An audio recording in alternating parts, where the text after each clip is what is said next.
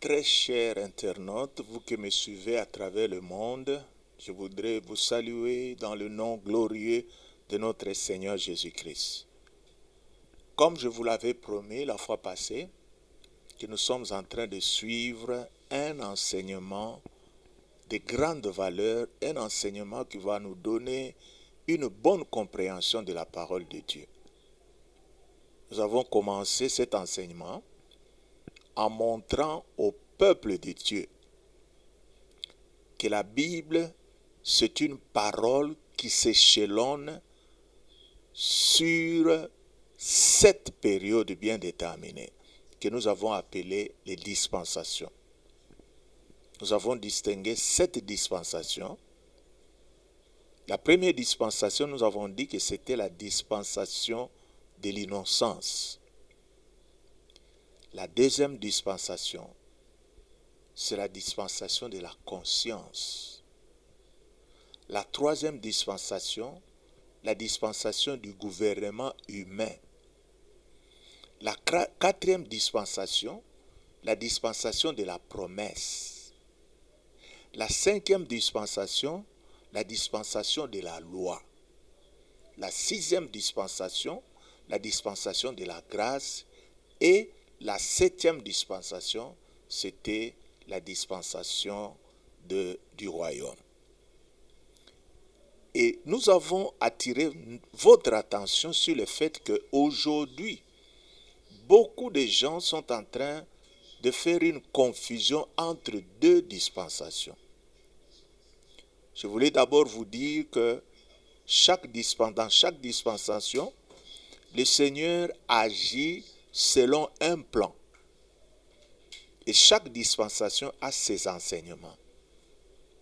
Mais actuellement, nous sommes en train de donner des enseignements qu'il ne faut pas à notre dispensation, la 6e dispensation qui est la dispensation de la grâce.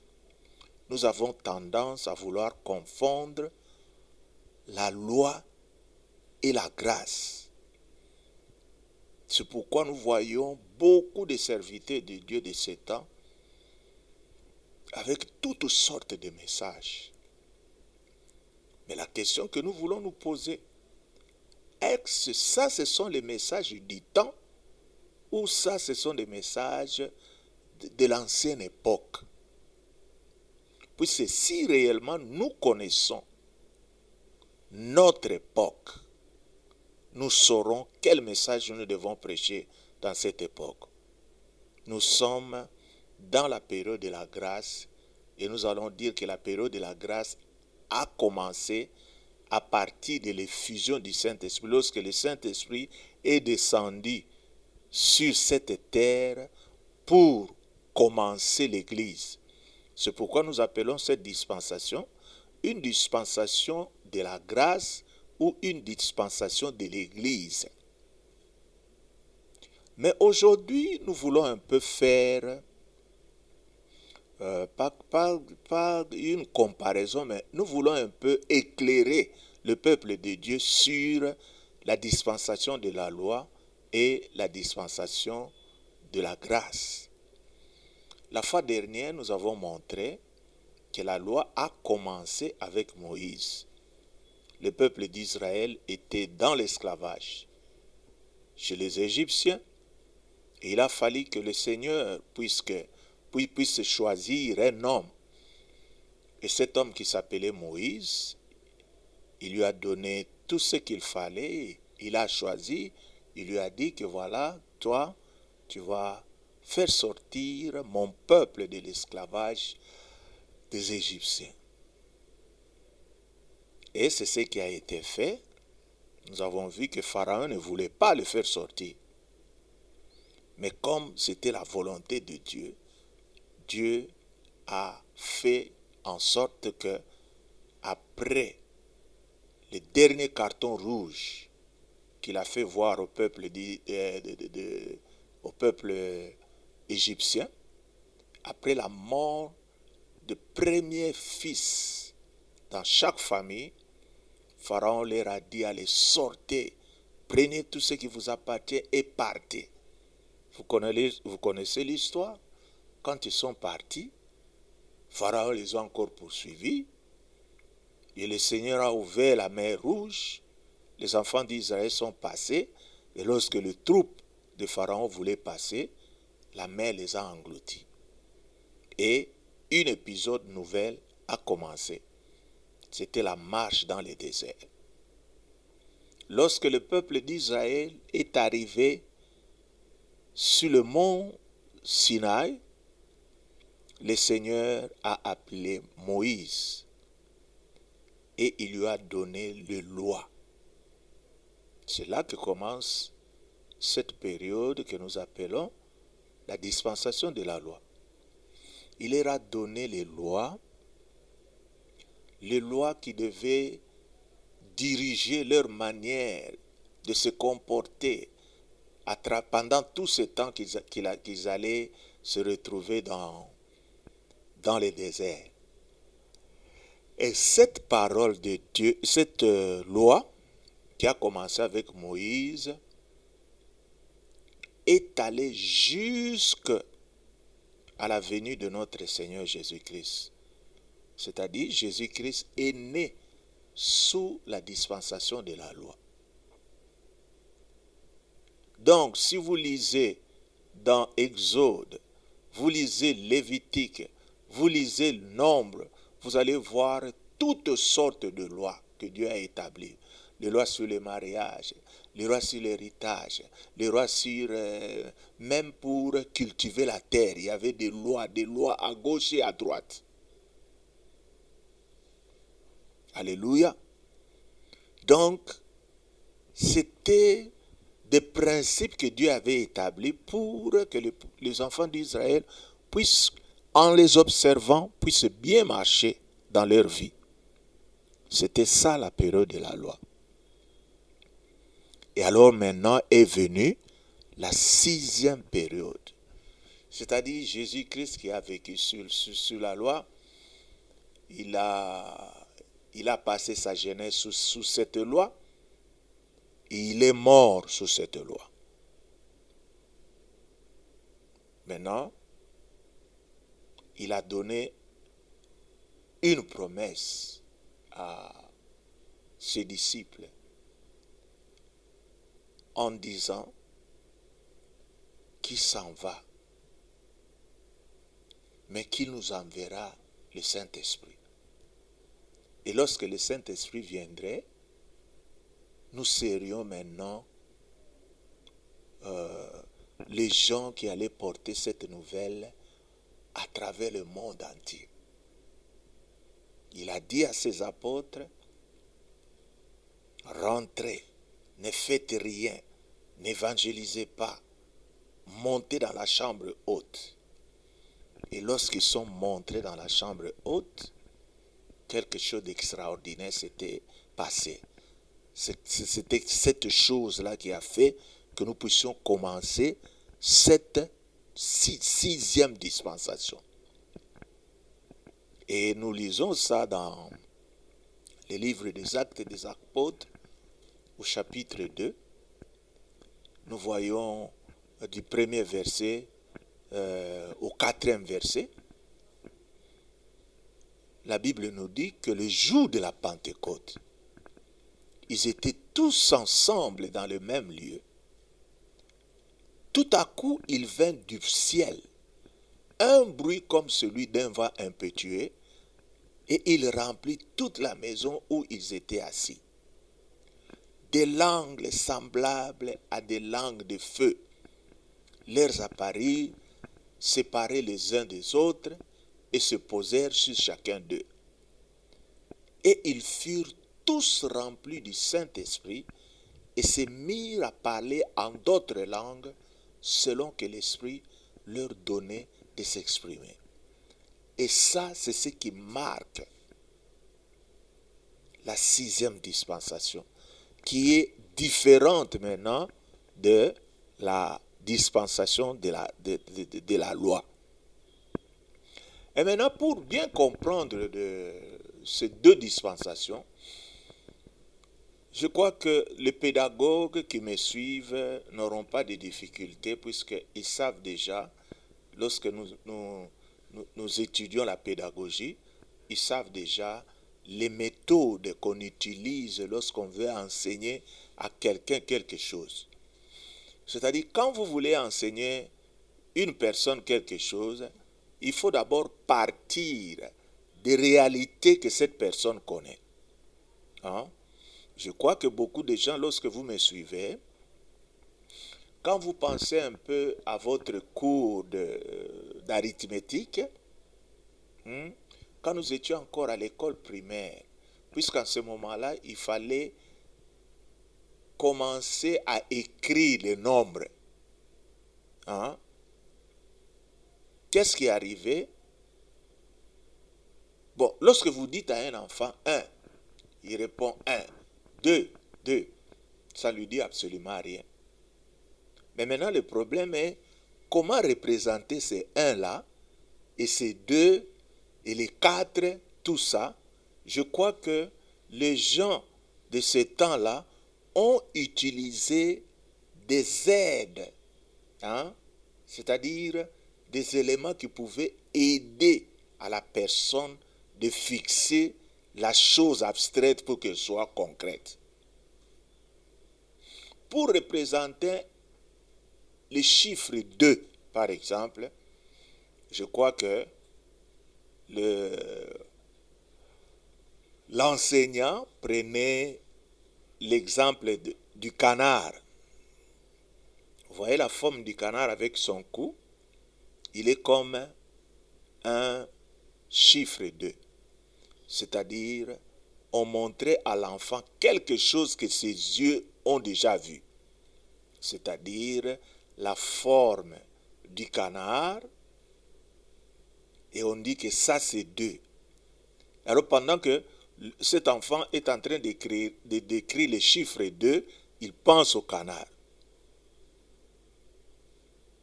Il est fait sans problème. Et les 4, c'était une chaise renversée. Alors les enfants écrivaient et ils apprenaient facilement.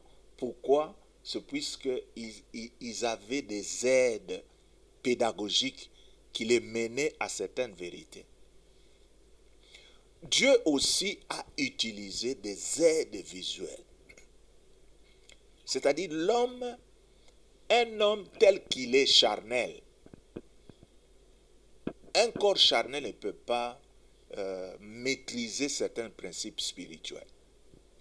Pour enseigner quelqu'un qui est charnel, pour qu'il puisse découvrir certaines vérités spirituelles, il faut chercher à enseigner ces vérités spirituelles en utilisant des aides visuelles. C'est pourquoi vous allez voir une différence entre l'Ancien et le Nouveau Testament. Et vous allez comprendre pourquoi Dieu a utilisé l'Ancien Testament, hein, et vous allez comprendre pourquoi nous qui sommes dans le Nouveau Testament, nous saisissons maintenant certaines choses qui ont été dites dans l'Ancien Testament. Puisque nous pouvons dire que l'Ancien Testament préfigurait le Nouveau Testament. Donc Dieu a utilisé des aides visuelles comme étant des leçons pour nous enseigner certaines vérités spirituelles. Sinon, on n'allait rien comprendre des choses de Dieu. Donc Dieu a fait cela parce que notre nature pécheresse, souvent il est très difficile dans cette nature pécheresse de saisir des vérités spirituelles. C'est pourquoi vous allez voir que l'Ancien Testament est basé sur des faits que l'homme peut voir, que l'homme peut saisir. Et vous allez voir aussi que c'est de la même manière que Jésus-Christ, lorsqu'il était sur la terre, il a utilisé toujours cette méthode qu'on appelle la méthode inducto-déductive, c'est-à-dire faire sortir une vérité à partir de ce que l'homme connaît déjà. C'est pourquoi vous verrez Jésus-Christ utiliser les paraboles. Hein? Il y avait quelqu'un qui était allé en voyage, il a donné à ses serviteurs, tout ça. Ça, ce sont des histoires concrètes que les gens sont en train de suivre. Et à la fin, il fait sortir quelque chose. C'est ce que Dieu a fait pour nous. Il a présenté d'abord la période de la loi. Il a voulu que les gens puissent le servir avec des choses qu'ils peuvent voir, qu'ils peuvent saisir concrètement. C'est par exemple, pour le pardon de nos péchés, il fallait qu'il y ait un agneau, il fallait que le sang coule, et ce sang, ils le voyaient avec leurs yeux. Dieu a voulu d'abord précéder l'ancienne alliance, le précéder de la nouvelle alliance, puisque le but de Dieu était que le peuple qu'il avait choisi, le peuple juif, puisse comprendre ça, afin qu'il puisse les orienter vers la venue du Messie. C'est-à-dire le plan de Dieu était de se choisir un peuple. Et lorsqu'il aura choisi ce peuple, il enseignera ce peuple, il conduira ce peuple et orientera ce peuple vers un Messie. C'était Jésus-Christ qui allait venir. C'est pourquoi, dans l'Ancien Testament, tout le rituel que ces gens-là faisaient en ce moment-là, aujourd'hui, ils symbolisent Jésus-Christ. Alors, mes frères et sœurs, nous devons comprendre que nous ne devons pas confondre l'Ancien Testament du Nouveau Testament. Nous percevons les choses plus clairement avec nos sens physiques. C'est comme ça que Dieu a commencé avec eux, en leur présentant des choses qui sont physiques. À partir de ces choses physiques, Dieu pouvait maintenant les amener vers les choses spirituelles que eux ne pouvaient pas commencer. Il a fait à travers l'alliance qu'il a fait avec ce peuple juif. N'oubliez pas que la parole de Dieu nous dit que le salut vient des Juifs. C'est pourquoi, si nous voulons vraiment saisir les vérités de la Bible, nous devons apprendre dans l'histoire du peuple juif. C'est-à-dire le peuple juif, son histoire nous est racontée à travers l'Ancien Testament. Donc, lorsque nous lisons l'Ancien Testament, nous devons faire très attention. L'Ancien Testament nous présente des rites. L'Ancien Testament nous présente beaucoup d'autres choses. Mais ce n'est pas pour que nous puissions les appliquer. C'était des choses qui ont été présentées au peuple juif pour que le peuple juif, maintenant, sache faire sortir Dieu à partir de ce qu'ils avaient. Donc, presque 1500 ans, nous avons vu que les Juifs ont appris au sujet de Dieu à travers les aides visuelles. Donc, comment connaître Dieu et comment marcher avec lui chaque jour, c'était dans les choses qu'ils pouvaient voir. Nous ne devons pas oublier que nous avons deux sortes de sens. Nous avons les sens physiques. Dans les sens physiques, on en a 5, n'est-ce pas? Nous avons la vue, l'odorat, le toucher, le goût, etc., etc. Je crois que vous savez ça. C'est-à-dire, l'homme marche selon son intelligence physique. Alors que les choses de Dieu sont des choses très, très spirituelles. C'est pourquoi Dieu qui connaissait que l'homme est physique, est plus physique, la meilleure manière de l'amener vers les choses spirituelles, c'était d'abord de captiver son attention sur le plan physique, afin que dans le physique, il puisse trouver des choses spirituelles. Je crois que vous me suivez. Mais tout cela nous a amenés jusqu'à un moment. Et lorsque le temps est arrivé, les Juifs maintenant devaient mettre de côté des symboles physiques pour entrer dans la réalité spirituelle que ces choses représentaient.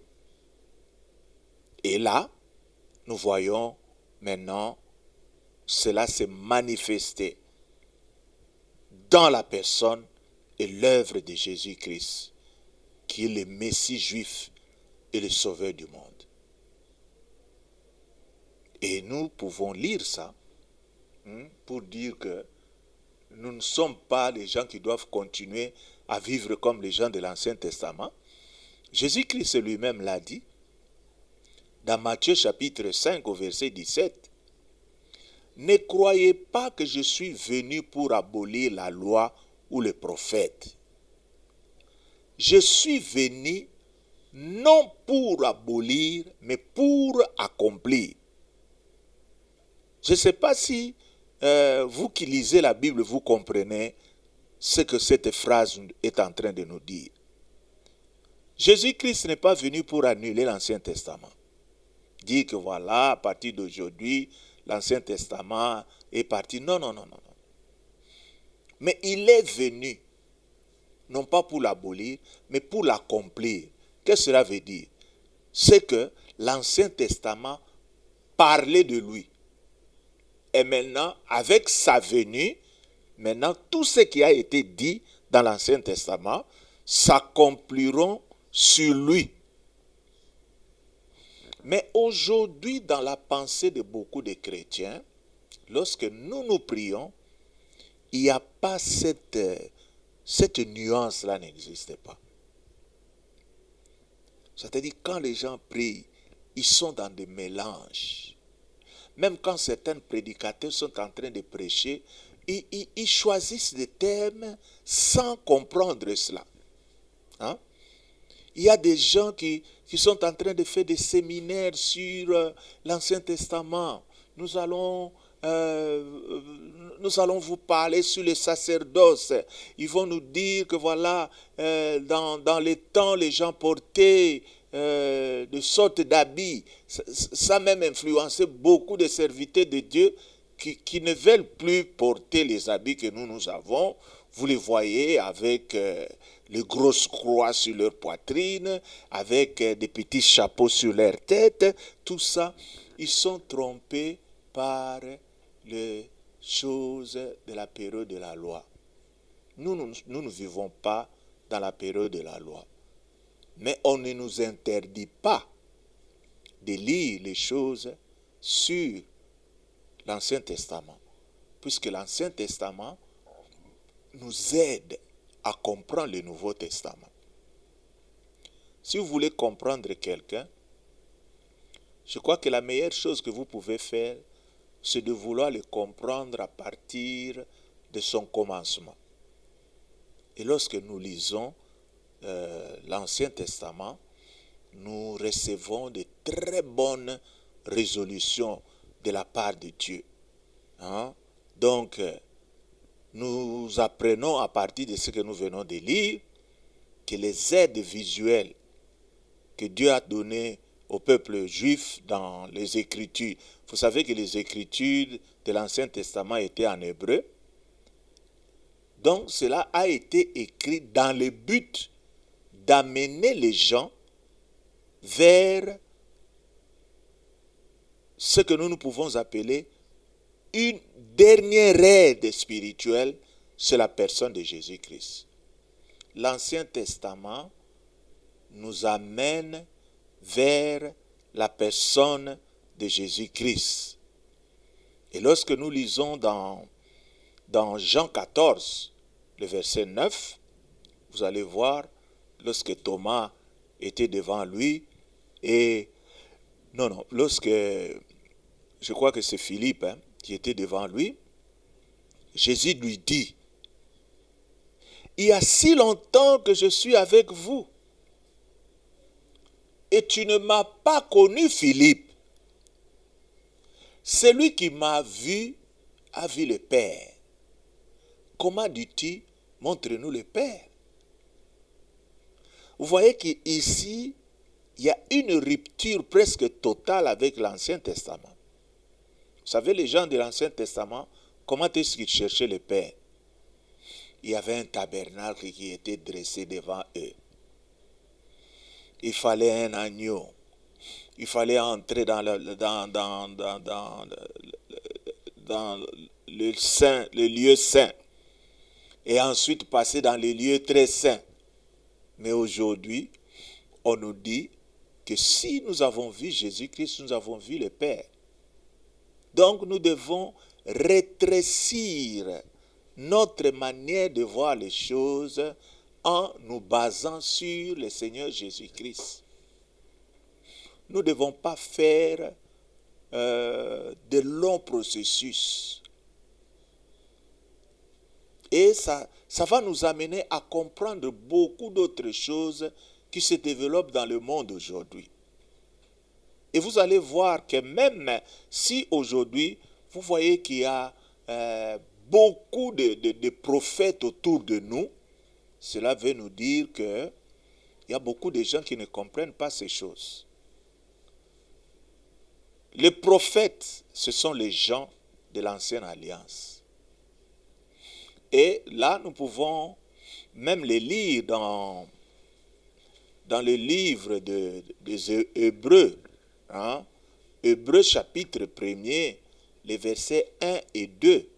Vous allez voir que la plupart des gens qui se confient aux prophètes, ce sont des gens qui sont en train de revivre les anciens temps. Alors que nous qui sommes dans la période de la grâce, nous devons comprendre que aujourd'hui, nous sommes dans une nouvelle dispensation. La Bible nous dit ceci dans Hébreux chapitre 1er, versets 1 et 2. On nous dit, après avoir autrefois, quand on nous dit d'autrefois, cela veut dire que c'est dans l'Ancienne Alliance. Après avoir autrefois, à plusieurs reprises et de plusieurs manières, parlé à nos pères par des prophètes, Dieu, dans ces derniers temps, nous a parlé par les fils qu'il a établi héritier de toutes choses, par lesquelles il a aussi créé le monde. Cela veut dire que dans l'Ancien Testament, quand quelqu'un avait le problème, il devait aller voir le souverain sacrificateur. Son problème, c'était les autres personnes qui devraient lui donner la réponse. Mais, dans le Nouveau Testament, avec la venue de Jésus-Christ comme Seigneur et Sauveur, Jésus-Christ qui vit dans chacun de nous, eh bien, qu'est-ce que nous pouvons dire?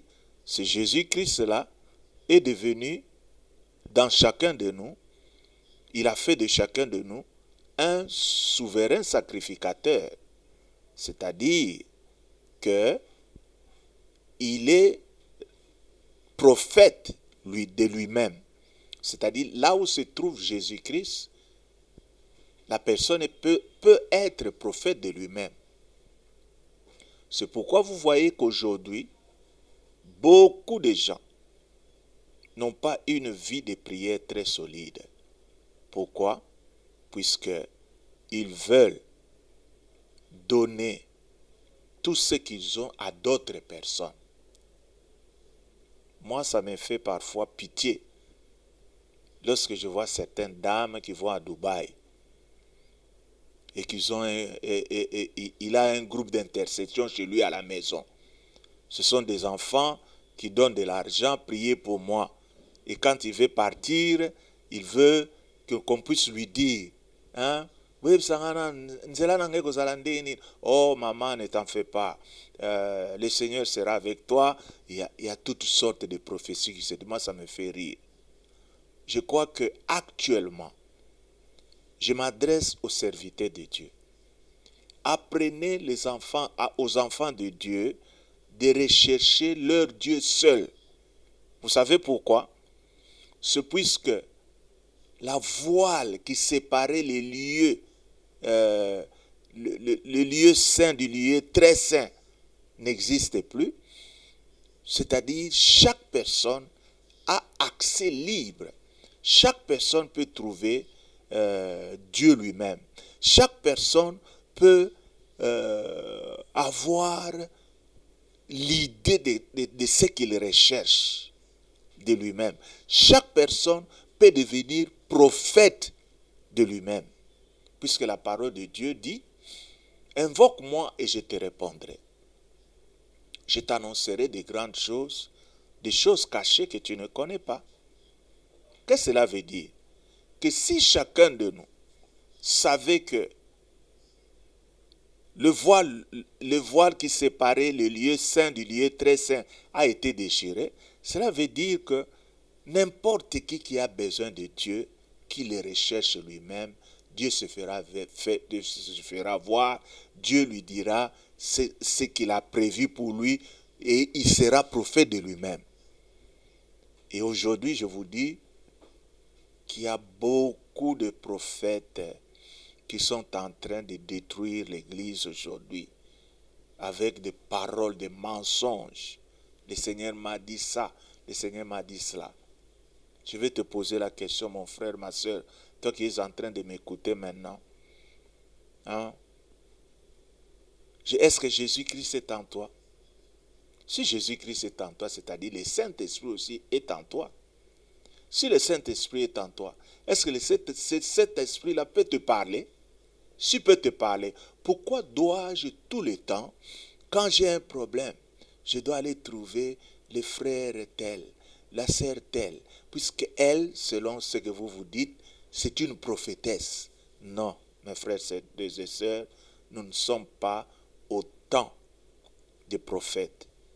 Aujourd'hui, ce que nous devons faire, nous devons maintenant montrer aux enfants de Dieu l'importance de lire la parole de Dieu. La parole de Dieu englobe toute notre prophétie. Quand Dieu veut nous parler, il va nous parler à travers la parole de Dieu. Nous ne voulons pas qu'on vienne nous déranger aux arrêts de bus. Ah, vous voyez quelqu'un qui se présente, ma soeur, j'ai quelque chose de la part du Seigneur. Non, ce n'est pas poli. Hein? Moi, si quelqu'un a un problème avec moi, je préfère qu'il vienne me le dire lui-même. Mais moi qui ai l'Esprit de Dieu, comment est-ce que ce Dieu-là ne peut pas me parler? Il doit aller chercher quelqu'un d'autre pour lui dire, afin que cette personne-là vienne me parler. Ce n'est pas poli cette démarche. Si vous êtes à trois et que vous voulez dire quelque chose à votre ami, vous le lui dites directement. Mais si avant de dire cela, vous le dites à une autre personne et vous dites à cette personne-là, va dire à l'autre, je crois que la personne ne pourra pas recevoir ce message. Lorsque vous allez vous voir, il te dira, mais pourquoi tu ne m'as pas dit? Pourquoi tous mes affaires, vous devez les dire aux autres? C'est ce qui se passe dans le monde aujourd'hui. Il y a une catégorie de gens qui sont là dans leurs petites maisonnettes à la recherche de l'argent et surtout comme ils savent que les femmes sont trop sensibles, c'est vers les femmes qu'ils s'en vont. Ma sœur, j'ai une prophétie, j'ai une révélation que le Seigneur m'a montrée. Pourquoi est-ce que ce Seigneur-là ne peut pas montrer directement cette révélation à la concernant? Il faut qu'il vienne vers toi. Alors mes frères et sœurs, si les gens ne savent pas bien passer cette dispensation de la grâce, c'est puisque nous avons fait entrer beaucoup de mauvaises choses que nous avons héritées de la période de la grâce. Mes frères et sœurs, je vais vous dire que pendant cette période de la grâce, c'est une période où chacun de nous doit devenir un soldat de Jésus-Christ. C'est-à-dire, dans cette période, nous devons prier tous. Mais aujourd'hui, nous avons l'impression qu'il y a certains chrétiens qui ne prient pas, mais qui sont là seulement lorsqu'ils voient des frères. Oh frère, priez pour moi. Non, non, non, non. Nous devons prier. Nous devons porter notre croix nous-mêmes. Nous devons exposer nos problèmes à Dieu. C'est comme si aujourd'hui, il y a des gens qui n'ont pas de problème, puisque leurs problèmes sont portés par d'autres personnes. Ça, c'est du mensonge. Si nous avons connu Jésus-Christ comme notre Seigneur, notre Sauveur, nous devons briller. Nous devons allumer notre présence. Nous devons rechercher la main de Dieu. Pas recommander d'autres personnes à rechercher la face de Dieu à notre place. Non. Si tu crois que Jésus-Christ vit en toi, eh bien, crois qu'il est capable de te parler. Hein? Donc, Jésus-Christ vit en nous aujourd'hui. Nous ne sommes plus au temps des rituels. Dans les temps, il y avait trop de pratiques. Quand vous voulez faire ça, faites ceci. Mettez le sang de l'agneau, etc., etc. Mais sachez que les rituels n'étaient que les aides visuelles temporaires. Et Dieu les a utilisés comme des objets pour nous enseigner, pour nous amener vers la venue de Jésus-Christ.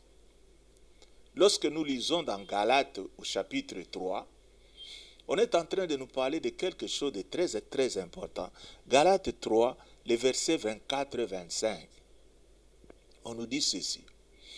Ainsi, la loi a été comme un pédagogue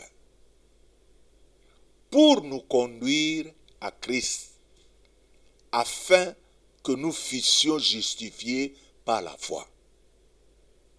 La foi étant venue, nous ne sommes plus sous ces pédagogues. Est-ce que vous entendez ce que ce verset-là est en train de nous dire? C'est-à-dire, à un certain moment, la loi était là pour nous enseigner, un pédagogue. Et cet enseignement, c'était pour nous conduire vers Jésus-Christ. Et maintenant que nous sommes justifiés par la foi, donc, la foi étant venue, nous ne sommes plus sous ces pédagogues. Hein? C'est-à-dire, Jésus-Christ nous a montré comment nous pouvons adorer Dieu. Jésus-Christ nous a montré beaucoup de choses que nous devons faire. Alors pourquoi se recoqueviller sur l'Ancien Testament? C'est-à-dire, je n'interdis pas aux gens de lire l'Ancien Testament. Moi-même, j'aime l'Ancien Testament. L'Ancien Testament a beaucoup de livres, mais j'aimerais que chacun de nous lise l'Ancien Testament avec l'image de Jésus-Christ déjà dans sa tête. Et là, tu vas comprendre. Mais si tu veux lire l'Ancien Testament, comme on lit tous ces livres de lecture, tu ne comprendras absolument rien. Lorsque tu lis l'Ancien Testament et que tu crois que Jésus-Christ se retrouve dans l'Ancien Testament, là tu vas bien lire l'Ancien Testament. Il y a beaucoup de gens qui lisent l'Ancien Testament comme un livre historique. Ils peuvent vous raconter les histoires, mais ne savent pas que l'Ancien Testament a beaucoup de grandes choses qu'il veut nous montrer. Et Jean 14, verset 6 nous dit, Jésus lui dit, je suis le chemin, la vérité, la vie. Nul ne vient au Père que par moi. Mes frères et sœurs, pourquoi vous êtes en train de faire ce mélange? Nous ne devons pas faire le mélange. Nous devons nous baser sur Jésus-Christ. Et comme il vit en nous, nous devons savoir c'est lui qui est notre chemin. Et c'est lui la seule vérité. Et on nous dit que personne ne peut voir le Père que par lui. Alors même dans nos prières, nous devons toujours prier au nom de Jésus-Christ. Pour chasser les démons, nous devons les chasser au nom de Jésus-Christ. Il y a beaucoup de gens qui ont beaucoup d'autres pratiques. Non. Chez moi, Jésus-Christ me suffit amplement. Bomema mungwa, amener du sel. Non. Chez moi, Jésus-Christ me suffit amplement. Pourquoi?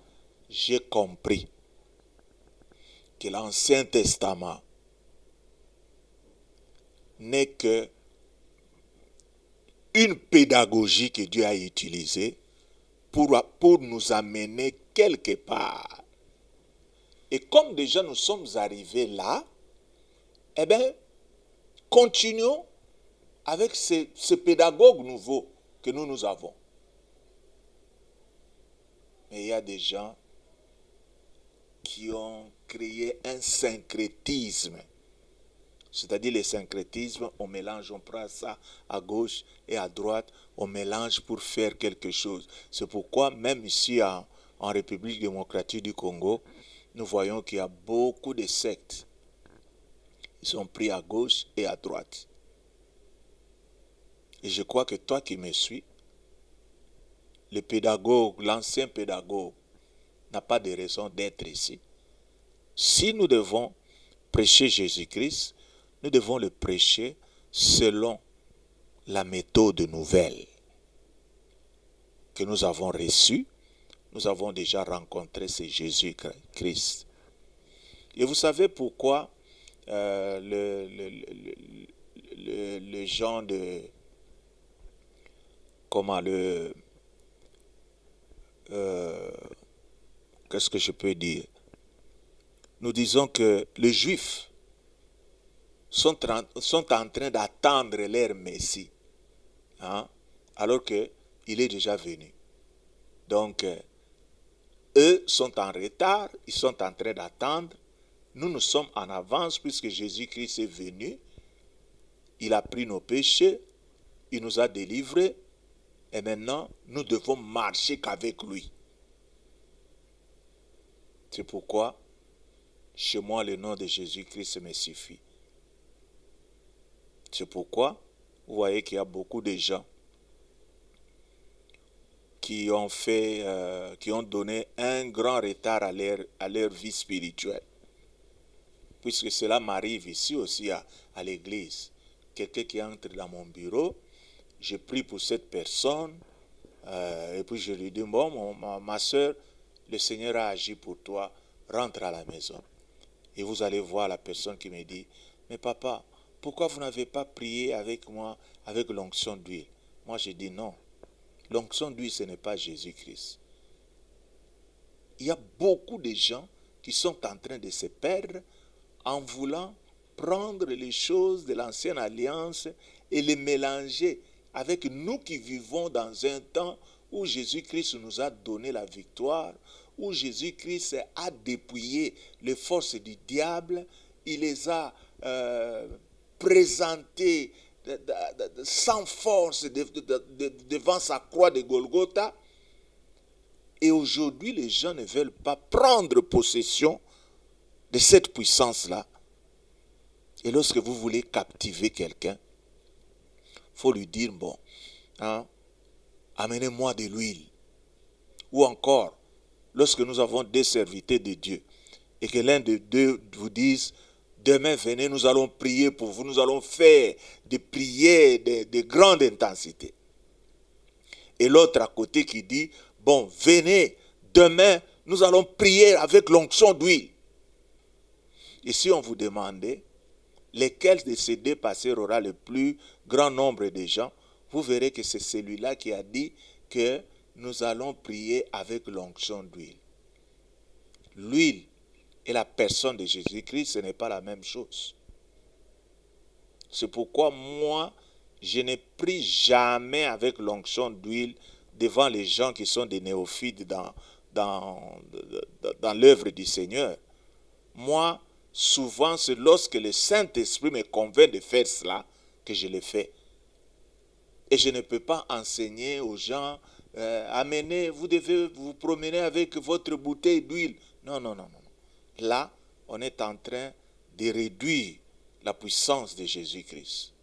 Utilisez Jésus-Christ, mes frères et sœurs, chassez les démons au nom de Jésus-Christ, et lorsque vous avez prié, tout ce que vous demanderez au Père au nom de Jésus-Christ, croyez que vous l'avez reçu. Et c'est cette parole qui va rester comme ça. C'est pourquoi, mes frères et sœurs, je vais vous dire que si vous ne comprenez pas comment la loi et la grâce se complètent, eh bien votre culte sera aussi un culte qui n'aura pas d'effet. Moi, je sais que lorsque je lis, on est en train de me montrer que nous sommes en train d'aller vers Jésus-Christ. Et maintenant, nous sommes dans la période de Jésus-Christ, dans la période du véritable. Eh bien, appliquons-nous à agir selon ce que Jésus-Christ nous enseigne. C'est pourquoi lorsqu'on a grandi, il faut maintenant lire des livres du Nouveau Testament. Lire les épîtres pour que ça puisse compléter votre croissance. Et vous allez voir que votre manière de prier, même lorsque vous élevez votre voix vers le Seigneur, vous allez dire des choses très concrètement. Il y en a des gens qui commencent, qui adressent leur prière, je ne sais pas à qui prient Père Céleste, et la prière se termine, ils ne savent pas qu'il y a un timbre qu'il faut mettre à la prière pour que votre lettre puisse aller et arriver à destination. Toute prière dans laquelle vous ne mentionnez pas le nom de Jésus-Christ, c'est une lettre qui peut revenir à l'expéditeur. Priez, priez, priez, priez, priez, et à la fin vous dites, tout cela, je le demande au nom de Jésus-Christ, notre Seigneur. Ta prière arrive. Alors je crois que prochainement, nous allons vous faire voir comment est-ce qu'on peut prier. Il y a des gens qui ne savent pas prier. Des gens qui pensent qu'il faut simplement ouvrir la bouche et commencer à parler, parler, parler. Non. Nous voulons d'abord mettre de l'ordre dans vos têtes.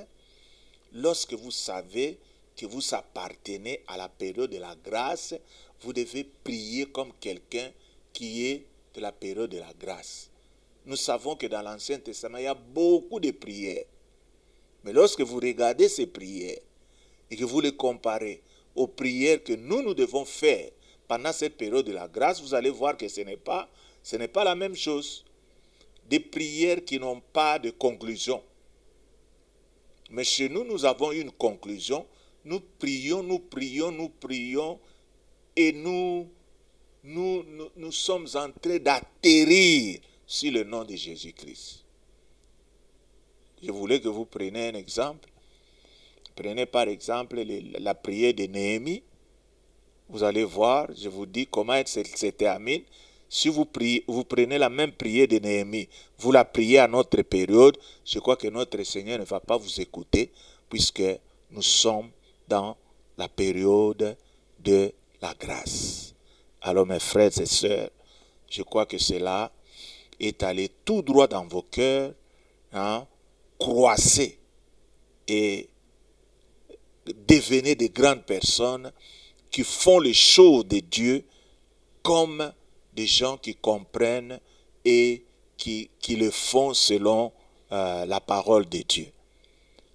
Encore une fois, je voudrais encore une fois vous inviter prochainement, vendredi, nous allons encore poursuivre cela et vous verrez que pendant cette période de confinement, nous allons former des disciples qui vont maintenant commencer à prier comme des vrais soldats du Seigneur. Que le Seigneur vous bénisse. Rendez-vous vendredi. Nous allons encore parler toujours sur les dispensations et cela va vous donner beaucoup de force et cela va vous donner de victoire en victoire. Que le Seigneur vous bénisse. Merci.